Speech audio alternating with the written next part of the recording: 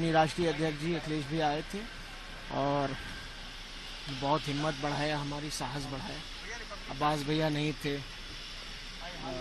मेरी माता जी नहीं है, मैं अकेला था, दोनों बाबा, परिवार पूरा एक साथ है, लेकिन माता जी की कमी और भाई की कमी कहीं ना कहीं थी।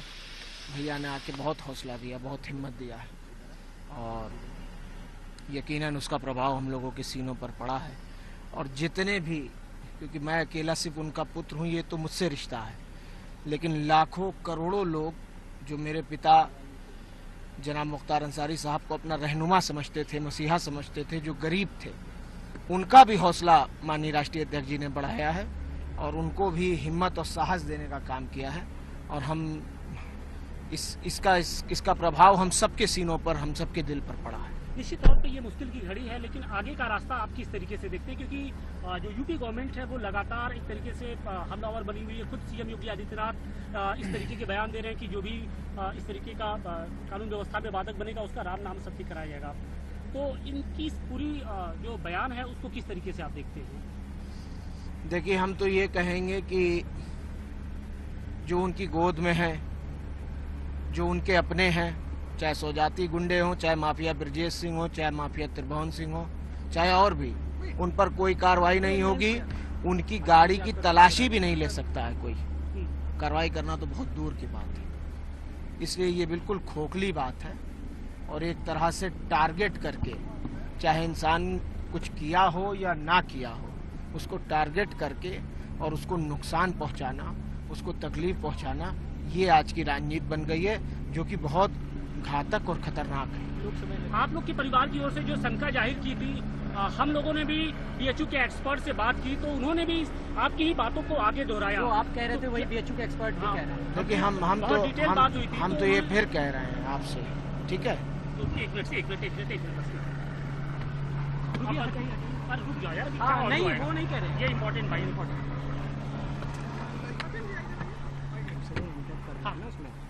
जी, आप लोग जिन बातों को लेकर शंका जाहिर कर रहे थे, उन बातों को जो बीएचयू के एक्सपर्ट हैं, फॉरेंसिक एक्सपर्ट, उन्होंने भी कहा कि नहीं, सारी चीजें संभव हैं। सब खोलेंगे, सब राज खुलेंगे, तह बतह खुलेंगे। कुछ आज खुल जाएंगे, कुछ कल खुल जाएंगे, कुछ परसों खुल जाएंगे। और अफजाल बाबा ने कहा भी है ना कि जो पॉइजन से किसी की अगर मौत हुई हो, 5 साल, 10 साल, 20 साल बाद भी उनका डीएनए और सब कुछ बता देगा कि क्या हकीकत थी। आज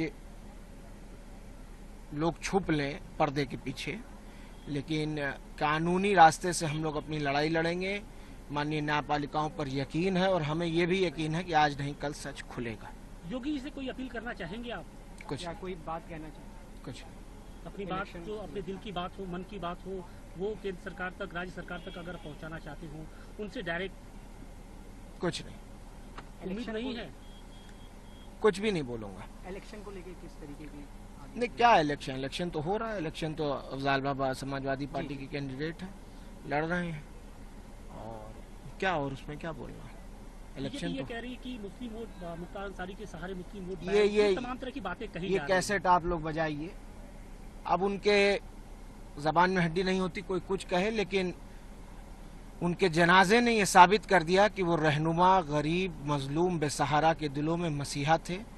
और 3600 जात के लोग, मुसलमान की बात नहीं कर रहा हूँ, हर धर्म के और ख़ास तौर पे हिंदू भाइयों में हमारे 3600 जात के लोग आए।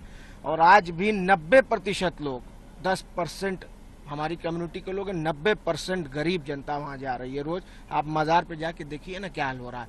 2-2, 3-3 बार मिट्टी हटवाना पड़ रहा है हमको, डर से कि कहीं ज़्यादा लोड होने की वजह से पटरे पे ना नुकसान हो जाए। एक अंतिम क्वेश्चन, क्या आपकी माताजी कानून का सामना करेंगी? वो जुडिशियल कस्टडी में है। मेरी उनके लॉयर से भी बात हुई थी, गोपाल चतुर्वेदी साहब इलाहाबाद हाई कोर्ट के, और उन्होंने जुडिशियल रेमेडी सीख कर रखी है। और यकीनन हमें उम्मीद है कि न्यायपालिका से हमें इंसाफ मिलेगा, न्याय मिलेगा, ये यकीन है हमें।